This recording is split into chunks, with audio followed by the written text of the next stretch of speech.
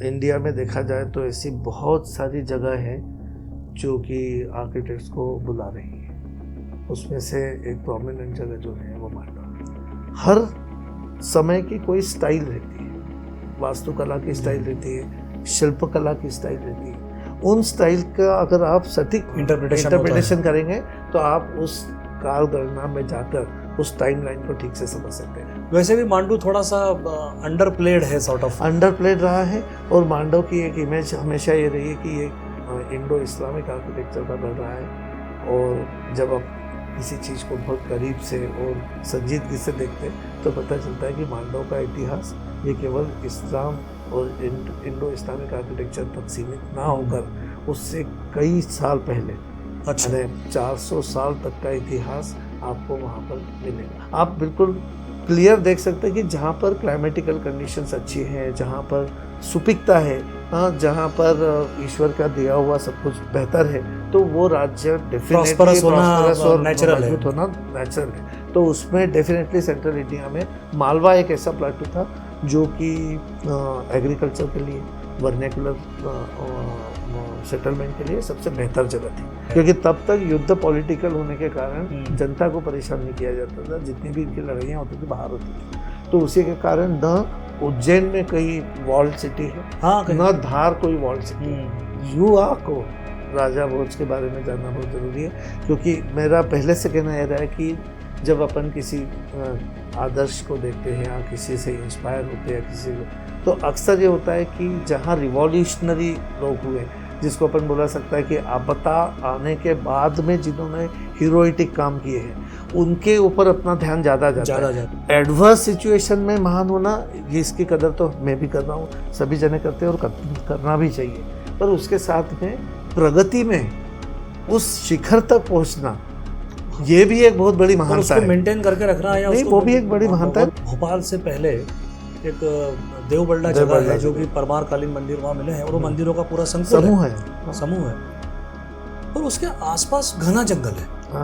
अब अगर 6-7 मंदिर कहीं बन रहे हैं तो फिर नगर भी होना चाहिए, पर उसके अभी वहाँ जो उपलब्ध है संसाधन, तो ये तो लॉस, देखो लॉस सिटी का मतलब ही ये रहता है, तो क्या वहाँ नगर भी रहा होगा? नगर ही होगा।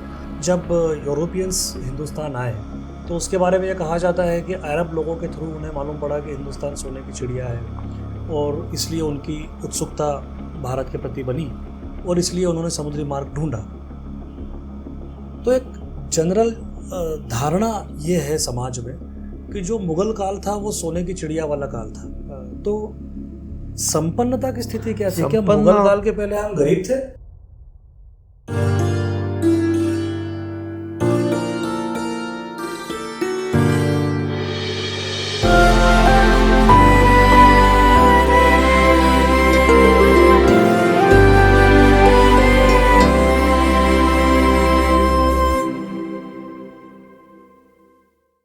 दोस्तों, आज हमारे साथ बातचीत के लिए मध्य भारत के प्रसिद्ध वास्तुविद उदयन नातू हमारे साथ हैं।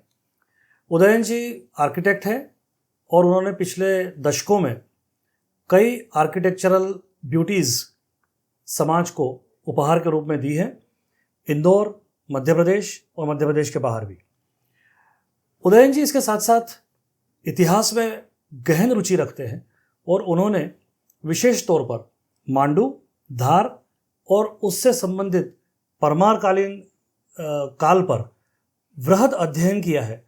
और इसी सिलसिले में मांडू में उन्होंने एक नातू फाउंडेशन के नाम से एक अपना एनजीओ शुरू किया है, जो कि उस क्षेत्र के कलाओं को, कलाकारों को आश्रय देता है, उन्हें प्रमोट करता है। उदयन जी, आपका हमारे इस कार्यक्रम में स्वागत है। आपका समय देने के लिए आपका धन्यवाद। और हम आपसे कुछ बातचीत करना चाहेंगे आर्किटेक्चर के बारे में और इतिहास के उन विषयों के बारे में जिन्हें सामान्यतः तवज्जो नहीं मिलती है, जिन पर ज़्यादा बातचीत नहीं होती है। तो सबसे पहले मैं शुरू करूँगा, आप आर्किटेक्ट कैसे बने? आपने कब डिसाइड किया कि आर्किटेक्ट बनना चाहिए, और आपका एक रुझान कैसे इस दिशा में आया? रुझान तो अब आप समझे कि बालपन से ही वास्तुशास्त्र, वास्तु संरचना, आर्किटेक्चर के आयाम ये हमारे परिवार में ही थे। मेरे पिताजी इंदौर के पहले, मध्य प्रदेश के पहले वास्तुविद रहे हैं जी जी। और उन्हीं संस्कारों को हम देखते आ रहे थे और उस क्रिएटिविटी में हमने जाना कि एक आर्किटेक्चर में केवल उसका ये काम नहीं है कि भवनों का निर्माण करना या नगरों में व्यवस्था बनाना, पर उससे एक समाज में एक आप अंदर का एक तना बना इंफ्रास्ट्रक्चर जो ठीक से बनाते हैं, वो भी एक बड़ा जिम्मेदारी का काम है, जो एक बड़ी भूमिका है जो पूरे समाज को आगे ले जाने में प्रगतिशील रहती है। अभी भी अब जैसे जिस दौर से हमारा देश गुजर रहा है, तो अब जो यूथ अपने करियर चुन रही है, तो आपको लगता है अभी भी ये करियर आने वाले कुछ दशकों में भी रिलेवेंट रहेगा? और ज़्यादा रिलेवेंट रहने वाला है। अच्छा। क्योंकि आर्किटेक्चर का संबंध कहीं ना कहीं सिविलाइजेशन, उसके साथ की प्रॉस्पेरिटी से तो रहा ही है। क्योंकि अगर अपन देखेंगे कि जो भी एक इंफ्रास्ट्रक्चर, भले वो सिटी में हो, भवन में हो, एक मनुष्य के इसमें हो, उसकी ज़रूरत उसको उसके डेवलपमेंट के लिए ज़्यादा लगती है। और अभी अपना देश fastest developing, one of the fastest developing countries में से। तो ऐसे इसमें अगर अपन देखेंगे तो जैसे अपन समझते हैं कि आईटी में तो अपन ने एक बहुत अच्छा मुकाम पाया है, वैसे ही वास्तु आर्किटेक्चर में भी इस आयाम में अपन बहुत आगे बढ़ गए। अरे अगर अब मेरा बेटा भी आर्किटेक्ट है, हमारे 3 जनरेशन के आर्किटेक्चरल फर्म है। तो कॉलेजेस का ही अगर आप देखेंगे तो पिताजी के टाइम 3 कॉलेजेस थे पूरे देश में। फिर मैंने जब और मैंने जब एडमिशन के लिए किया, जब केवल 16 कॉलेजेस थे। और आज जो है उनकी संख्या जो है 4 डिजिट्स पे, 1000 के ऊपर के कॉलेजेस हैं पूरे इंडिया में। उसकी ज़रूरत इंडिया में महसूस हो रही, क्योंकि डेवलपिंग कंट्री जैसी होती है तो केवल अर्बनाइजेशन नहीं, उसके साथ में भी कई आयाम आर्किटेक्चर के ऐसे जिसमें आर्किटेक्ट्स की ज़रूरत पड़ती है। आर्किटेक्चर का मतलब ये बिल्कुल नहीं है कि केवल घर बनाना, city planning, urban planning, road planning, highways planning, bridges planning, sir, क्योंकि जितना भी प्लानिंग का इंफ्रा पे काम भी बहुत चल रहा है। और उसमें एक ये समझा जाता है कि ये काम केवल इंजीनियर्स का है, तो ऐसा नहीं है। इंजीनियर्स डिजाइनिंग कर रहे हैं और आर्किटेक्ट्स प्लानिंग कर रहे हैं। प्लानिंग का मतलब ये है कि किसी भी चीज का सामाजिक, जिसको हम सोशो इकोनॉमिकल कंडीशंस बोलते हैं, सोशो इकोनॉमिकल कंडीशंस को पहले तो पास्ट को समझना, पास्ट को समझ के प्रेजेंट को देखना, और दोनों का तालमेल देखकर फ्यूचर में उसकी क्या ज़रूरत पड़ेगी, किस तरीके से उस इंफ्रास्ट्रक्चर की ज़रूरत पड़ेगी, उसको प्लान करना। इसलिए आप देखेंगे गवर्नमेंट जॉब्स में भी, यहाँ तक कि आर्मी में भी आर्किटेक्ट्स है, आर्मी में भी पोस्ट है। तो काफी सिविल काम होता है और उसमें भी, क्योंकि उसके लिए प्लानिंग की जरूरत है। करेक्ट। तो वो एक मुझे लगता है फिल्म्स में भी फिल्म्स में तो बहुत ज्यादा, बहुत, क्योंकि क्रिएटिव लाइन है। और क्रिएटिव लाइन में आप देखेंगे केवल सेट बनाना। अब अभी आप देख रहे हैं कि काफी मूवीज अभी जो आ रही है वो हिस्ट्री पर आधारित आ रही है। उसका कारण भी है क्योंकि अब यूथ जो है अपनी खुद की हिस्ट्री को जानना चाह रहे हैं। एक जो सबसे बड़ा बदलाव अपन जो देख रहे हैं वो ये है कि काफ़ी लंबी गुलामी के बाद में एक अब जो नया तबका आया है, जो 47 के बाद का बॉर्न अपन कहेंगे, तो बॉर्न इन इंडिपेंडेंट इंडिया, तो इंडिपेंडेंट इंडिया बॉर्न जो लोग हैं उसकी अब ये दूसरी या तीसरी पीढ़ी कहेंगे, जो कि अब इसमें है कि वो खुद सक्षम है, डिस्कवर कर रही है, एक तरह से सक्षम है, सुदृढ़ है, और अब वो उन सब चीज़ों में इंटरेस्ट ले रही है, वो जानना चाह रही है उन चीज़ों को। तो उस इसमें आप देखेंगे बॉलीवुड में भी अब जो मूवीज़ आ रही है, जिसको हमारी भाषा में कॉन्टेम्प्ररी बोल सकते हैं, कि अभी की मांग है कि लोग जानना चाह रहे हैं। तो कई मूवीज़ में अब आपको देखने को मिलेगा कि अपने यहाँ की जो हिस्ट्री रही है उस हिस्ट्री से संबंधित भी मूवीज आ रही है। ऐसे इसमें आर्किटेक्ट्स का इम्पोर्टेंस बहुत बढ़ जाता है, क्योंकि किसी भी काल, जिसको आप बोल सकते हो कि किसी भी एक पीरियड, शताब्दी या पीरियड को बताना, तो वो बताने का मतलब है उस टाइम क्या सामाजिक ढांचा था, किस टाइप का वातावरण था, उस एनवायरमेंटल इसमें डेफिनेटली एनवायरमेंट दो है, एक जलवायु है जी। जो ईश्वर की दी हुई है, और दूसरा एनवायरमेंट जो ह्यूमंस ने बनाया है। क्रिएट कर तो वो जो क्रिएटेड माइक्रो एनवायरमेंट है, वो एनवायरमेंट की टेक्नोलॉजी उस टाइम क्या थी, उसको ठीक से समझकर जब उसको सिंक्रोनाइज करके करेंगे, तभी आप उस काल का सही पिक्चराइजेशन कर पाएंगे। उसमें कई आर्किटेक्ट्स की जरूरत पड़ती है। जी जी। एक बात ये जानना चाहूँगा कि जब बच्चे बड़े होते हैं, मान लीजिए जो स्कूल एज में, तो उनकी पर्सनैलिटी में ऐसे कौन से एलिमेंट्स हो सकते हैं जिससे ये अंदाज़ा लग सकता है कि इसके लिए आर्किटेक्चर का करियर इस बच्चे के लिए ठीक हो सकता है? क्योंकि कई बार पेरेंट्स को या बच्चों को ये विकल्प पता ही नहीं होता है। ये विकल्प पता नहीं होता है, और आज अगर आप देखेंगे तो क्रिएटिविटी, जिससे कई बार ऐसा बोला जाता है कि that is a God gifted, पर ऐसा नहीं है। गॉड गिफ्टेड तो ईश्वर ने सभी संवेदनाएं सभी को दी हुई रहती है, पर एक जो एनवायरनमेंट मिलता है, एक जो तालीम मिलती है, उसमें फिर आपकी रुचि से आप उसको और बेहतर बना लेते हैं। तो उस इसमें जिसमें एक विजुअलाइजेशन करने की, एक आंखों से पिक्चराइजेशन करने की, प्लस इमेजिन करने की, ड्रीम करने की क्षमता सबकी अलग अलग हो सकती है। तो वो जो क्षमता है, जिनकी वो क्षमता बढ़ जाती है, वो इस लाइन में आना उनके लिए बेहतर है हो सकता है। और इस लाइन में ये भी, जैसे मैंने कहा कि अब इतने आयाम खुल गए हैं कि जिसमें कि आप देख रहे हैं कि सॉफ्टवेयर डेवलपमेंट का भी एक बहुत बड़ा पार्ट ऐसा है जो कि 3D एनिमेशन में लगा है, जिसको आपकी भाषा में वर्चुअल रियलिटी बोला जाता है। उसमें भी आर्किटेक्ट्स की जरूरत पड़ रही है, क्योंकि जहाँ इमेजिनेशन आया, जिस जगह पर आपको किसी चीज की कल्पना करना आया, तो वहाँ जो भी फील्ड है जिसमें कल्पना की जरूरत है, उसमें आर्किटेक्ट की जरूरत है।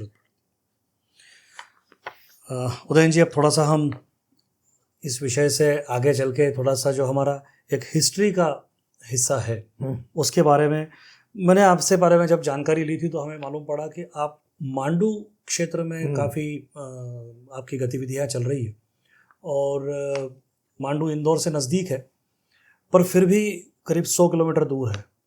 तो कैसे आपकी रुचि हुई कि मांडू में कुछ करना है, और किन चीज़ों ने आपको मांडू की तरफ प्रेरित किया? अरे अगर सच पूछा जाए तो, अगर इंडिया में देखा जाए तो ऐसी बहुत सारी जगह हैं जो कि आर्किटेक्ट्स को बुला रही हैं। उसमें से एक प्रोमिनेंट जगह जो है वो मांडव है। अगर आप साउथ से लेकर नॉर्थ तक देखेंगे तो बहुत सारी जगह ऐसी है जो कि अभी भी एक्सप्लोर करना बाकी है, क्योंकि एक अपना बीच का पीरियड ऐसा रहा जिसमें कि अपन भूल गए या भुला दिया गया, कई चीज़ों को डिस्ट्रॉय किया गया। अब डिस्ट्रक्शन के बाद में भी कई चीज़ें ऐसी है कि वो कहीं ना कहीं उनके एविडेंसेस, कहीं उनके चिन्ह ऐसे अगर आप देखेंगे तो throughout from north to south है। तो उसी में सेंट्रल इंडिया भी आता है। मैं बचपन से मांडव जा रहा हूँ, पिताजी के साथ गए, आप हमारे परिवारों के साथ गए। तब तक ये था कि ये वहाँ जो खंडहर थे, तो खंडहर की खुद की एक भाषा होती है, वो कुछ आपसे कहना चाहते हैं, और जब अपन सेंसिटिवली उन चीज़ों को देखते हैं तो वो खंडहर आपसे काफ़ी बात करते हैं। और फिर जो मैंने कहा कि आर्किटेक्ट्स का हो या किसी भी व्यक्ति का हो सकता है, जैसे मैंने कहा कि ये आयाम ऐसा है कि कल्पना शक्ति की उड़ान, एक कल्पना करना और वहाँ मिलने वाले जो एविडेंसेस है उनसे इतिहास को जानने की कोशिश करना, उसकी वहाँ पर ज़रूरत थी।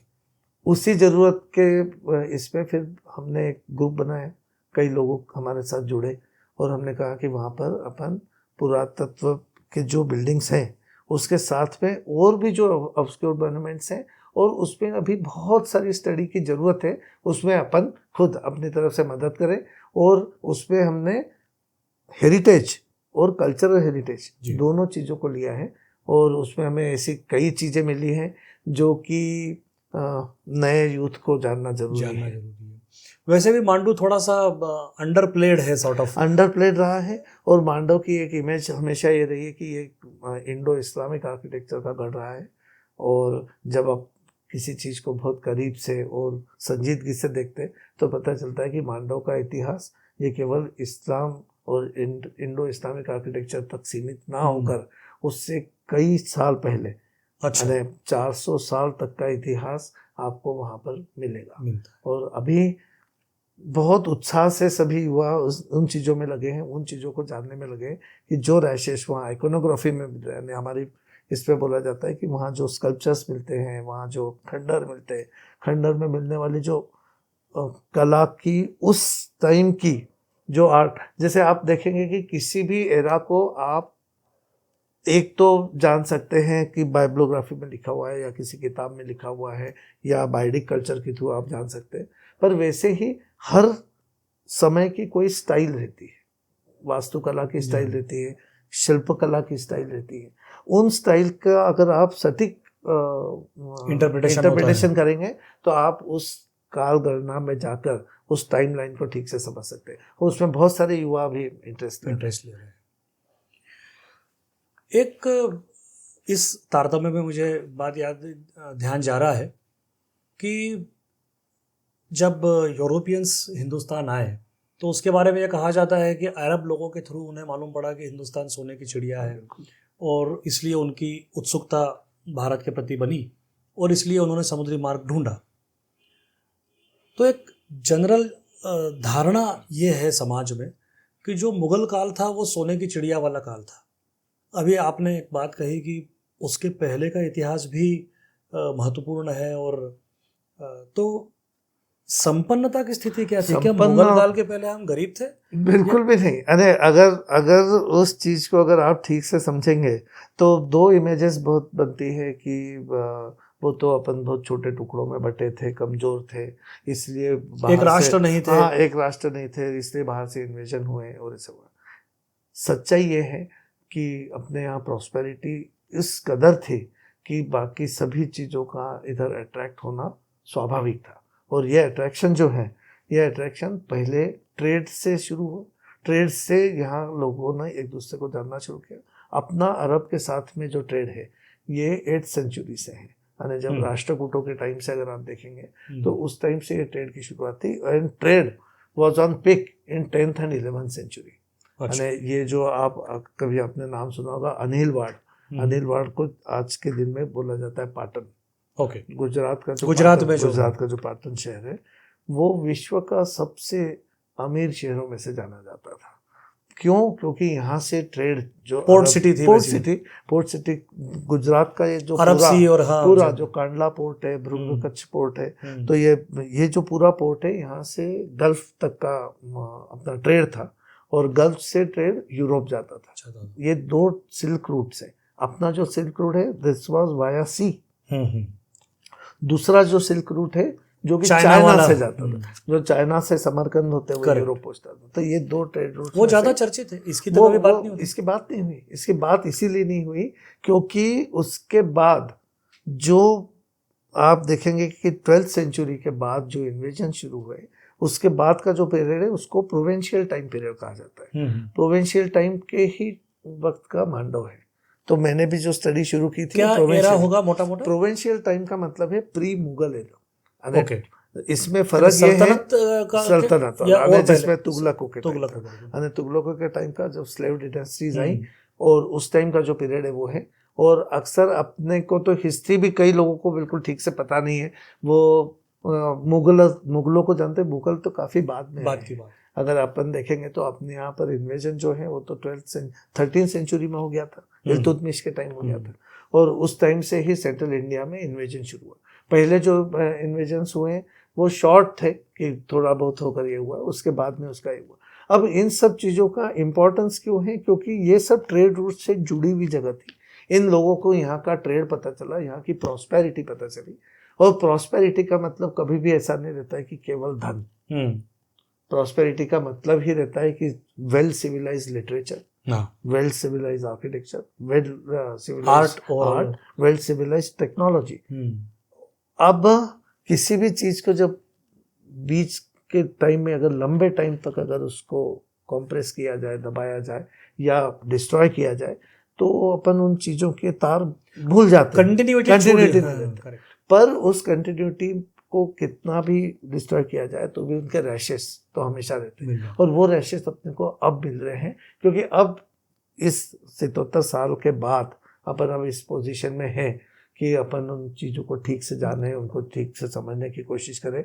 तो आपको ये ध्यान में आएगा कि प्रोविंशियल टाइम आने से पहले के टाइम की बात कर रहा हूँ। मुगल तो काफ़ी बाद में आए हैं, प्रोविंशियल टाइम के जो इनिशियल अटैक्स हुए और लोगों ने यहाँ पर पहले इन्वेजन किया और फिर वो माइग्रेट हो गए, क्योंकि यहाँ पर सुपिकता थी, सभी चीज़ों की संपन्नता थी। अब इसमें जो एक सबसे बड़ा फैक्टर रहा है कि जो ये सोचा जाता है कि अपन सब जने बटे हुए बिखरे हुए थे और धर्म भी बटा हुआ था, और ये बिल्कुल सब भ्रांति है। हाँ, ये जो भी छोटे छोटे देश थे इनमें भी बहुत ज़्यादा कोऑर्डिनेशन था। ओके और ये था, हाँ डेफिनेटली देवर इंडिपेंडेंट।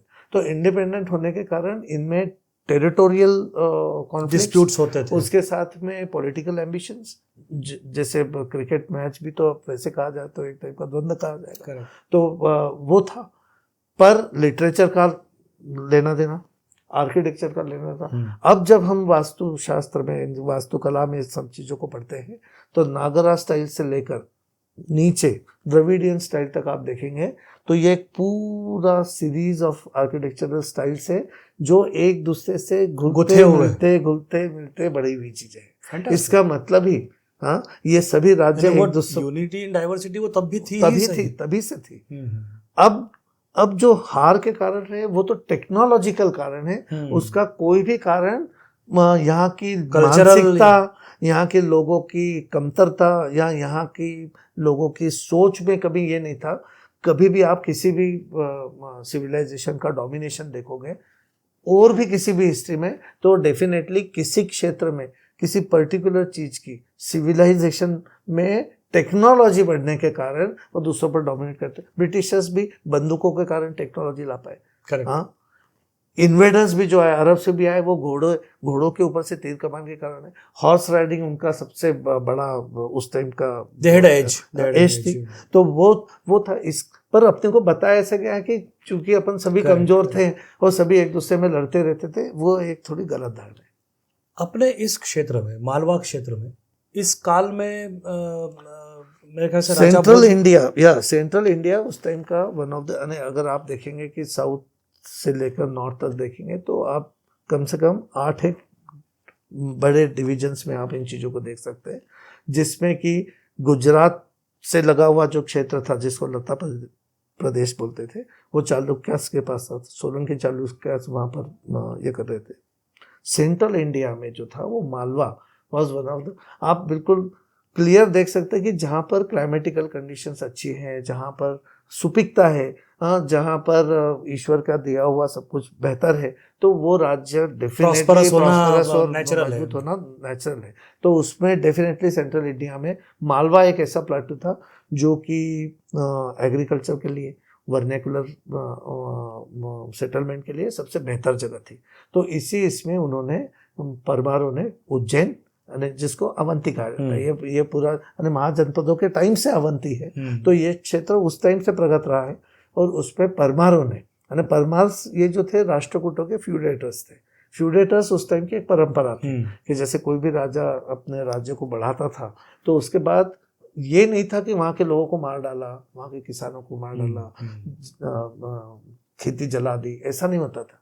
वो केवल वहाँ इन्वेड करने के बाद में केवल अपना नुमाइंदा वहाँ रखते थे, वो उस चीज को एडमिनिस्ट्रेशन करता था। और कई जगह तो ऐसा भी हुआ है कि उन नुमाइंदों ने इतना बेहतर काम किया कि वो उस राजा से बेहतर, और कई बार राजाओं का भी उतार चढ़ाव रहा, किसी पॉलिटिकल इसके कारण भी रहा है, कभी आयु के कारण भी रहा है। ऐसे इसमें ही ये जो फ्यूडेटर सिस्टम थी वो अपने यहाँ पहले से थी। और ये बहुत महत्वपूर्ण बात है कि मतलब प्रजा पर अत्याचार कभी भी नहीं, ये सिस्टम ही नहीं, ये सिस्टम नहीं। अब आप इसका सबसे बड़ा उदाहरण ले सकते हैं उज्जैन, ये अवंती, ये तो आपके यहाँ पर महाजनपद जब थे, हाँ, तब से ये राज्य रहा है। पर ये कोई जियोग्राफिकली सिक्योर जगह पर बना हुआ नहीं है, हाँ। वो फ्लैट लैंड पे बनी हुई जगह है, क्योंकि तब तक जैसे अपन महाभारत में देखते हैं कि युद्ध कुरुक्षेत्र में बाहर होता था, जनता के वो जो हमारे यहाँ एक बात है कि कौन रूप भय हमें का हानि, तो वो इसलिए था कि युद्ध बाहर होता था, बाहर होता था, उसका कोई संबंध नहीं था, और वो अभी भी तक रहा। और ये तो फिर इसी गोल्डन टाइम के बाद वो गया, क्योंकि तब तक युद्ध पॉलिटिकल होने के कारण जनता को परेशान नहीं किया जाता था। जितनी भी इनकी लड़ाइयाँ होती थी बाहर होती थी, तो उसी के कारण न उज्जैन में कोई वॉल्ड सिटी है, हाँ, न धार कोई वॉल्ड सिटी है, हाँ। तो इन वॉल्ड सिटीज का फोर्ट्रेसेस का सिस्टम नहीं था। और उसी इसमें very परमार, interesting. तो परमारों ने जो है, परमारों ने वहाँ राज्य किया, फिर It tells a lot about the culture we culture had. और कल्चर और एथिक्स, यानी वो एथिक्स बिल्कुल क्लियर थे। क्रुएल्टी समाज के लिए नहीं थी, वो पॉलिटिकल एम्बिशंस थी, और उसमें होने वाली वॉर एक अलग वॉर है। Correct. और उसी हिस्ट्री को जानने की अभी सब अपन कोशिश कर रहे हैं। इस पूरे परिदृश्य में राजा भोज का योगदान क्या रहा, क्योंकि उनका राजा भोज का तो बहुत बड़ा योगदान रहा है। राजा भोज को जो मेरे हिसाब से लोगों, युवा को राजा भोज के बारे में जानना बहुत ज़रूरी है, क्योंकि मेरा पहले से कहना यह रहा है कि जब अपन किसी आदर्श को देखते हैं या किसी से इंस्पायर होते हैं, किसी को, तो अक्सर ये होता है कि जहाँ रिवॉल्यूशनरी लोग हुए, जिसको अपन बोला सकता है कि आपदा आने के बाद में जिन्होंने हीरोइटिक काम किए हैं, उनके ऊपर अपना ध्यान ज़्यादा जाता है, जिसको अपन बोलते हैं कि शहीद हुए या जिन्होंने क्रांति की और ये किया। पर इसका मतलब वो नहीं है कि और भी एक व्यक्ति महान या महानता का एक दूसरा परिचय भी हो सकता है कि एडवर्स सिचुएशन में महान होना, इसकी कदर तो मैं भी कर रहा हूँ, सभी जने करते हैं और करना भी चाहिए, पर उसके साथ में प्रगति में उस शिखर तक पहुंचना, ये भी एक बहुत बड़ी महानता है। मेंटेन करके रखना है, नहीं, वो भी एक बड़ी महानता है। अरे हमेशा केवल जिन्होंने केवल संघर्ष किया वही बड़े हैं, ऐसा नहीं है। जिन्होंने बड़ा किया, नेशन को बड़ा किया, सिविलाइजेशन को बड़ा किया। अरे आज राजा भोज, उनके इसमें 125 विद्वानों का सभा मंडप होना, आज मेरे पास में ऐसी किताबें अब पब्लिश होकर मिलना शुरू हुई है जिसमें समग्र सूत्रधार एक ऐसे 2 अध्यायों की किताब है जो कि राजा भोज ने स्वयं लिखी है आर्किटेक्चर पे। तो आप सोचो कि राजा कविताओं पर लिख रहा है, 80-85 किताबें उन्होंने लिखी अपने, yes? और अलग-अलग इस पे नाट्य पर भी लिखी है, इवन ज्योतिष पर है, पोएट्री पे है, आपके नाट्य पर है, यानी इवन ऑन ड्रामाज। यानी उस टाइम आप इससे आप कल्पना कर सकते हैं कि सिविलाइजेशन कितनी ज्यादा उन्नत थी और उस स्थिति में थी। मैं अभी महाराष्ट्र गया था कुछ दिन पहले, तो पन्हाला किला मैंने जाना हुआ, एंड टू माय सरप्राइज वो राजा भोज का। अब वो सरप्राइज का कारण ये है कि अपन जानते नहीं। अपन यहाँ इस परमाणु को जो मालवा से पूरे क्षेत्र में राज्य उन्होंने जो फैलाया था, और जो राज्य फैलाया था वो किसी राजा भोज का राज्य काफी बड़ा, कोंकण तक इवन जो आपकी एलिफेंटा केव्स है, एलिफेंटा केव्स में अभी वहाँ पर कुछ कॉइन्स मिले हैं जो परमार कालीन थे और ये थे।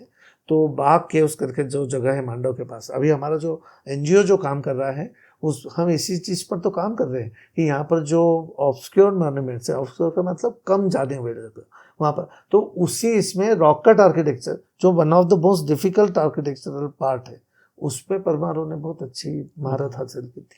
जैसे आपने बाग केव्स का जिक्र किया, तो कुछ ऐसे स्थान मध्य भारत में खास तौर से, चूंकि हम राजा भोज और हमारे परिवेश की बात कर रहे हैं आसपास के क्षेत्र की, तो कोई ऐसे स्थान जहाँ पर कि हमें ये प्रॉस्पेरिटी जो उस काल में थी in terms of wealth, in terms of art देखने को मिल सकती हो, तो ऐसे कोई स्थान जिन पर जो लोग ज़्यादा जाते नहीं है? अभी हमने इंटरप्रिटेशन सेंटर जो वहाँ बनाया है उसमें हमने उन्हीं स्थानों को ढूंढ निकाला है, और वक्त का हमेशा अपने इसमें कहा गया कि हर जगह का भी एक वक्त रहता है, और एक काला चक्र कहा जाता है कि जो चीज़ ऊपर, मांडू भी एक टाइम पे 7 लाख की आबादी थी।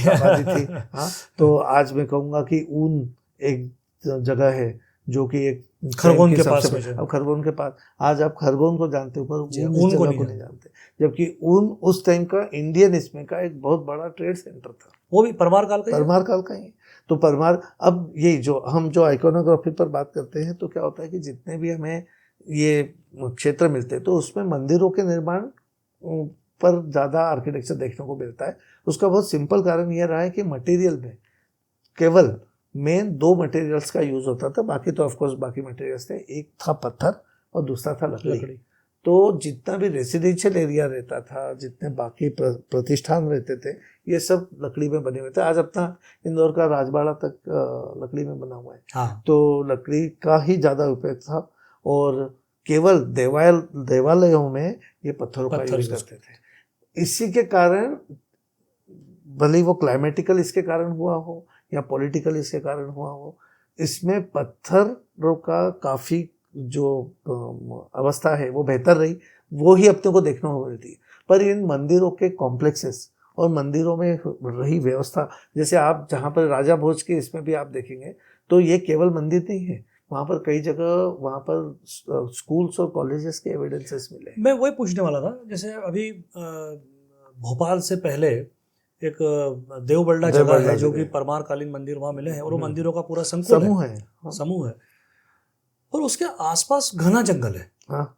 अब अगर 6-7 मंदिर कहीं बन रहे हैं तो फिर नगर भी होना चाहिए, पर उसके अभी वहाँ जो उपलब्ध है संसाधन, हाँ, तो ये तो लॉस, देखो लॉस सिटी का मतलब ही ये रहता है। तो क्या वहाँ नगर भी रहा होगा? नगर रहा ही होगा, नगर रहा ही होगा। मंदिर, और मंदिर जहाँ मंदिर है, वर्शिप की जगह है, तो उस वर्ष, अच्छा अपने यहाँ पर मंदिरों का हमेशा डेफिनेशन भी बहुत अलग रही।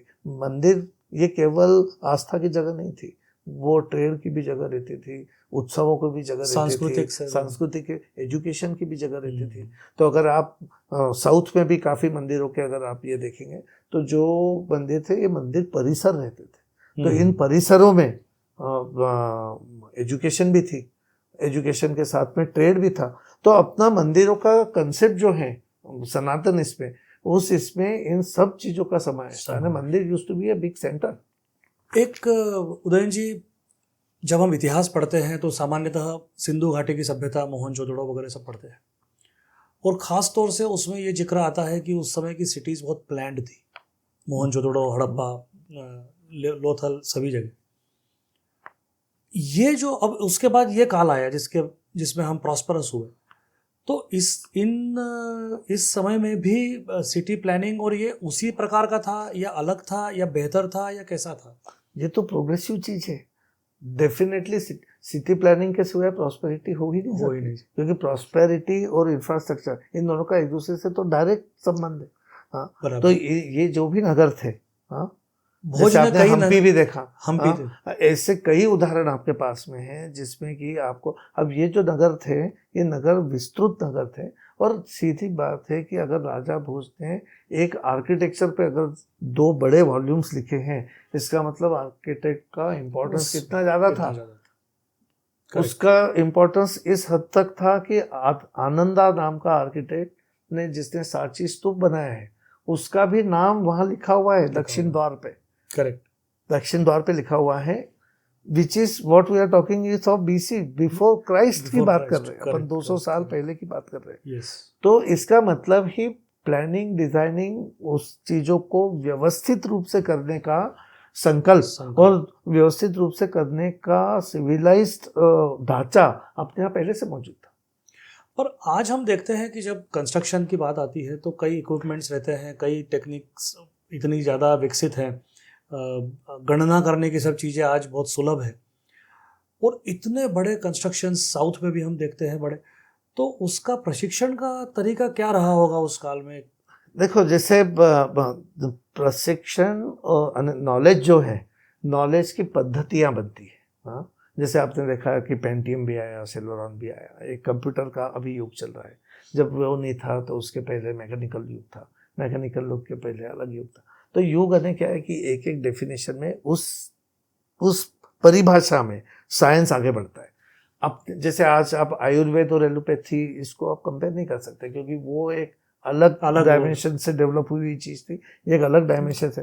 वैसे आज कंप्यूटर वाले भी बोलते हैं कि उनके पास में भी अलग अलग सिस्टम्स है जिससे कि वो उनके सॉफ्टवेयर चलाते हैं।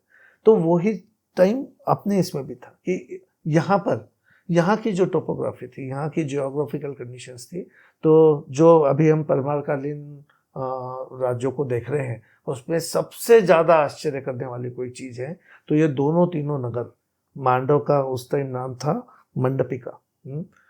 इस जगह को कोई नदी नहीं है, देयर इज नो रिवर। अक्सर ये बोला जाता है कि जहाँ सारी सभ्यताएं नदी के किनारे होगी, और वो सही भी है, क्योंकि पानी का जलबिन कैसे इन चीज़ों को ये किया जा सकता है।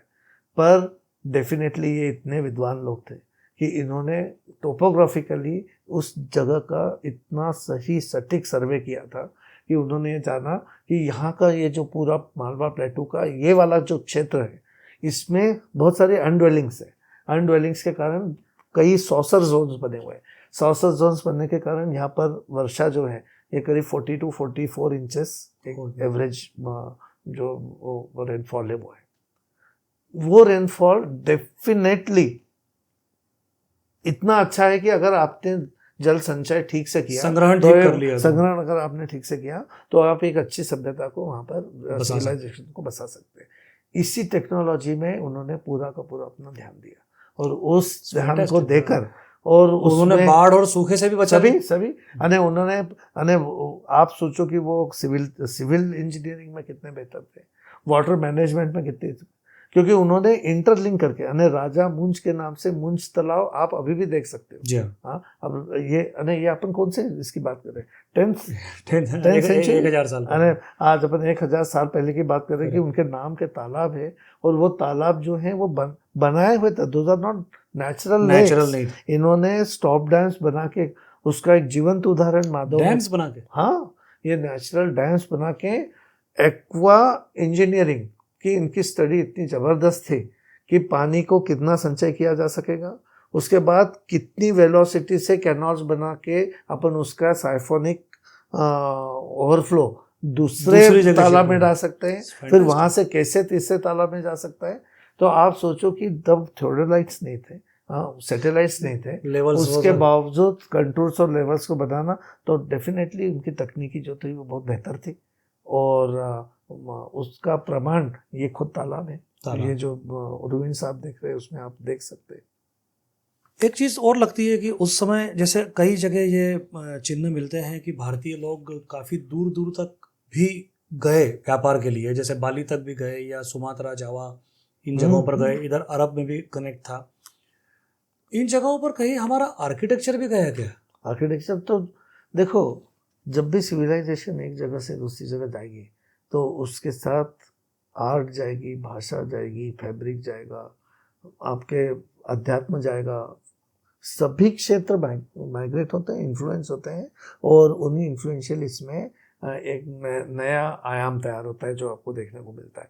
और ये चीज़ आप बाली में तो बहुत, अरे मैं खुद बाली में मैंने देखा है कि वहाँ का जो आर्ट का जो आइकोनोग्राफिकल इमेजिनेशंस को लेकर उनको कंस्ट्रक्शन टेक्नोलॉजी का कई तरीके जो है, that has been truly influenced by Indian architecture. और ये तो स्वाभाविक है, अगर कोई समाज या आज अपन किसी भी दो सिविलाइजेशन को पास में लाते हैं या ट्रेड के कारण भी पास में हम पर यूरोप का असर होता ही है ना। अपने आज अपन अपने वेयरिंग पर जो असर है तो वो तो होना ही है। तो वो जो एक जो ट्रांसफर ऑफ आर्ट, अच्छा आर्ट तो क्या है, आर्ट एक ऐसी चीज है कि ये तो बढ़ती जाती है इवन आफ्टर मिनट, इसीलिए उसको जो बोला जाता है फ्यूजन आर्ट्स बोले जाते हैं और फ्यूजन आर्ट से ही तो नई चीज़ों का आयाम बनता है। अगर आप इंडियन आर्ट भी बोलेंगे तो कोई प्योर इंडियन आर्ट, नागरा एक स्टाइल है, द्रविडियन एक स्टाइल है, यहाँ की जैसी स्टाइल है, इस चीज़ को भूमिजा स्टाइल ऑफ आर्किटेक्चर बोला जाता है। तो ये इसमें आपको कुछ आयाम जो है वो आपको गुर्जर प्रतिहारों से मिले हुए मिलते हैं, कुछ आयाम जो है वो चालुक्य से मिलते हैं। तो फ्यूजन आर्ट का तो रहेगा ही, हर चीज का रहेगा, उसमें आर्ट का भी रहेगा। इसका एक और आयाम है कंस्ट्रक्शन, अक्सर कहा जाता है कि जो प्रॉस्पेरिटी है समाज में, अगर प्रॉस्पर समाज होगा तो एस्थेटिक्स भी फॉलो करता है। और एक बात ये भी है कि अगर कंस्ट्रक्शन होती है तो समाज प्रॉस्परस होता है। तो ये तो मापदंड है। तो ये दोनों जो चीजें हैं, आज आर्ट का जो लेवल है उसी से सामाजिक लेवल का उत्थान या पतन पता चलता है। और उसका उदाहरण अपन खुद है, अपन खुद देख सकते हैं कि जब अपन चरम पर थे तो उस टाइम का जो आर्किटेक्चर और आर्ट किस इस पे गया था, और बीच का जो पीरियड गया उसमें वो कुछ आर्ट जा नहीं पाया, केवल इन्फ्लुएंशियल आर्ट ही रहा। और अब युवाओं के लिए यही जरूरी है कि आपको उस पूरे पथ को समझना है, उस पूरी जर्नी को समझना है और उस जर्नी से आपको नए एवोल्यूशन करना है। उदयन जी, बहुत अच्छा लगा आपके साथ इतनी बातचीत की और आपने समय दिया, तो बहुत बहुत धन्यवाद।